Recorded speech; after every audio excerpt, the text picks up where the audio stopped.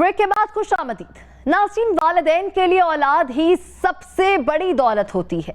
जब किसी माँ से उसकी औलाद छीनी जाए तो उस माँ को करार नहीं आता।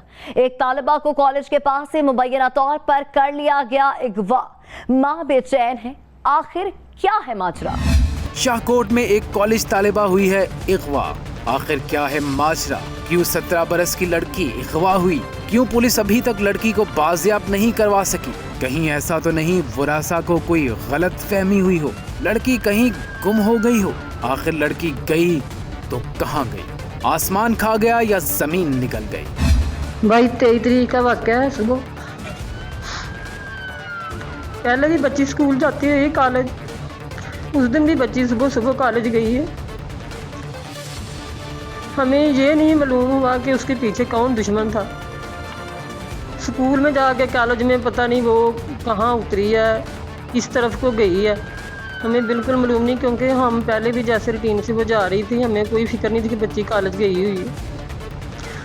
वो पता नहीं है कि आगे को गई है, पीछे गई है, कॉलेज अंदर नहीं हुई।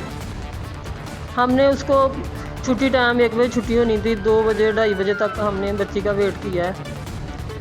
थक हार के हम शाम को अपने घर में ही सोचते हैं कि हम क्या करें। 17 साल हमारी बच्ची की एज है, बच्ची में ऐसी कोई हरकत नहीं है, कोई भी नहीं है कि बच्चा होता ही है ना घर में, वालिदैन को पता होता है कि हमारा बच्चा किस तरफ चल रहा है, खासकर माँ बच्चे को अच्छे से जानती है।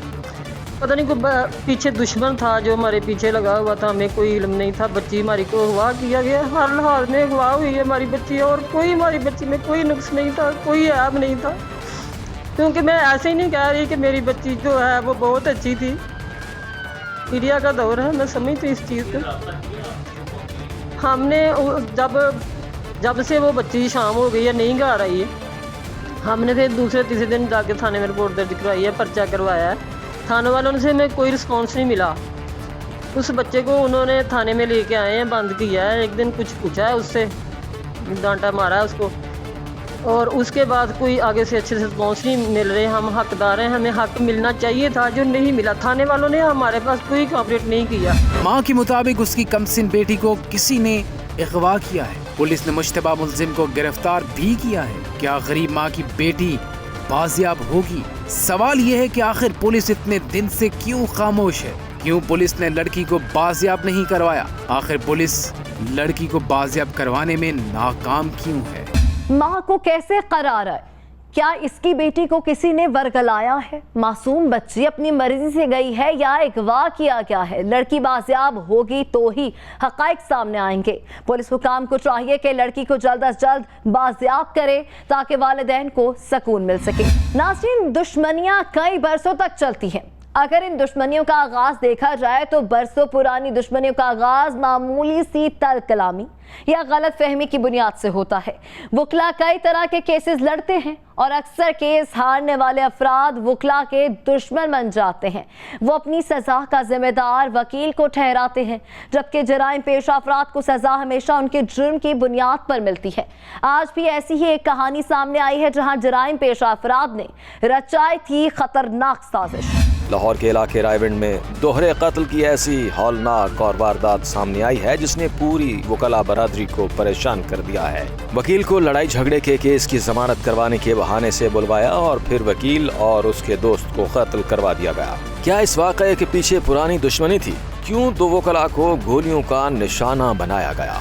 ये यकूब भट्टी हमारा भाई एहसन भट्टी एडवोकेट, जो कि एक वकील की हैसियत से 2014 से वकालत कर रहा था, और नदीम भट्टी जिया बग्गा, उसने मेरे भाई से रब्ता किया कि हमारा कोई थाने में आपस में चपकलश हो गई है, आपस में रिश्तेदारी थी उनकी दोनों पार्टियों की, तो 751 में पुलिस ने हमें अंदर कर दिया, तो आपने हमारी बेल करवानी है। मेरे भाई एहसन भट्टी एडवोकेट सुबह उधर से ज़िला कचहरी से जाके उनकी बेल करवाई है। बेल करवा के वो घर आ गया है। हमारा क्लाइंट और एडवोकेट का रिश्ता, इससे ज़्यादा कोई रिश्ता नहीं था।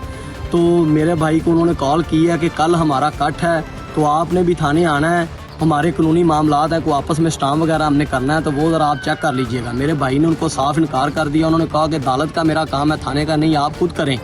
नदीम आया, वो मेरे भाई को घर से लेकर गया है कि आप मेरे साथ चलें, ज़बरदस्ती ले गया है। जब उधर गए हैं तो दोनों पार्टियों की आपस में बात हुई है, اور وہ کوئی ادھر لڑائی نہیں ہوئی، نہ میرے بھائی نے کوئی مخالفوں کے ساتھ بات کی ہے، وہ صرف چپ کر کے بیٹھا رہا ہے۔